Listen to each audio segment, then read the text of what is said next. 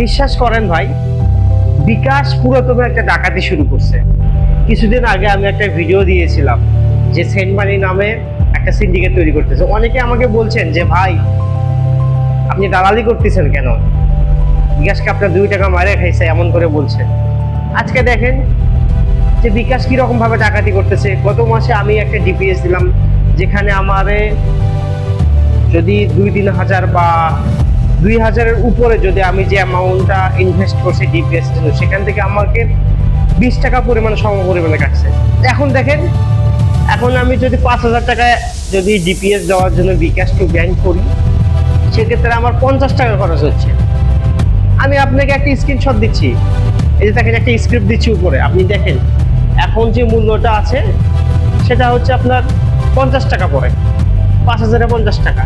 আর এর আগে 6,000 টাকা দিছি ডিপিএস, সেখানে দেখেন আপনার 20 টাকা খরচ, সেখানে আমার 20 টাকা সম পরিমাণে খরচ আছে। তো আসলে দেখেন এখানে ডাকাতি ছাড়া এরা কি করতেছে, এরা যে আমাদের কাছে যে জনগণের থেকে যে ট্যাক্সটা নিচ্ছে বা ভ্যাটটা নিচ্ছে, এটা কি জানাই নিচ্ছে না অজানাই নিচ্ছে? না জানাই নিচ্ছে। কেন নিবে ভাই?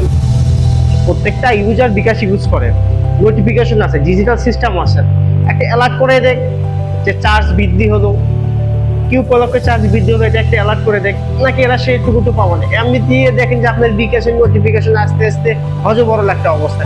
কিন্তু যখন একটা মূল্য বৃদ্ধি করবে তখন তারা সেই নোটিফিকেশনটা দেয় না। কেন ভাই এই সিন্ডিকেটটা আপনারা করতেছেন কেন? প্রশাসন থেকে, সরকার থেকে কোনো ব্যবস্থাপনা নয় এগুলোর উপরে।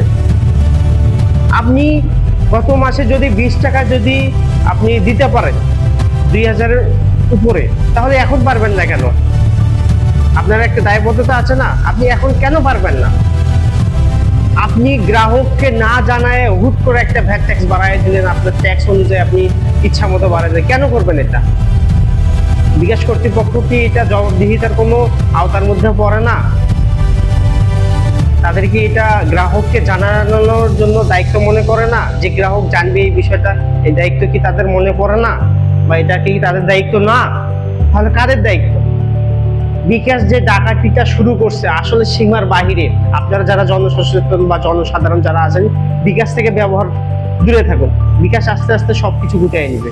বিকাশ ব্যবহার করা বাদ দিয়ে দিন, আর ভবিষ্যতে আরো কি ঘটবে এটা বলার বাহিরে।